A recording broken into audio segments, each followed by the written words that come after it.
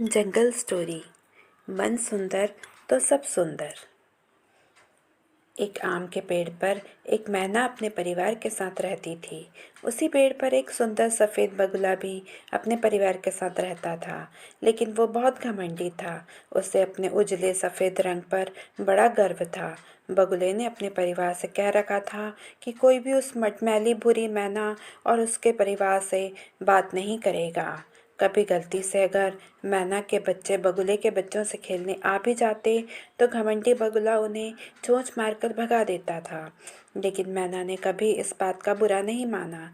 कई बार जब बगुले जोड़ी को लौटने में देर हो जाती थी तो मैना अपना थोड़ा सा खाना बचाकर बगुले के बच्चों को भी खिला देती थी।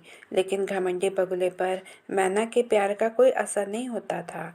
एक बार मैना ने बगुले को यह भी कहते सुना कि उसका परिवार कितना उजला सफ़ेद लंबा और सुंदर है, और मैना का परिवार कितना बदसूरत छोटा भूरा और काला भी है। यह सुनकर मैना दुखी जरूर हो गई, लेकिन फिर भी उसने बगुले को कभी बुराई नहीं की। एक दिन एक बात की बात है, बारिश का मौसम था। पास की नदी में बाढ़ आई हुई थी और बगुले को नदी से अपने बच्चों के लिए कुछ भी भोजन नहीं मिला। मजबूर होकर बगुला माता पिता बहुत दूर के तालाब में खाना ढूंढने चले गए। शाम होने लगी, लेकिन बगुला जोड़ी नहीं लौट पाए। बारिश तेज होने लगी।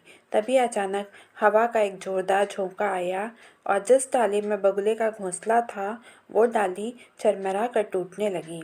बगुले के नन्हे नन्हे बच्चे डर के मारे जोर जोर से रोने लगे। बच्चों का रोना सुनते ही मैना जल्दी से बगुले के घोंसले में गई और तीनों बच्चों को सहारा देकर अपने घोंसले में ले आई। थोड़ी देर में जब माता पिता बगुले घर लौटे तो देखा कि उसका घोंसला जमीन पर बिखरा पड़ा है और बच्चे वहाँ नहीं हैं।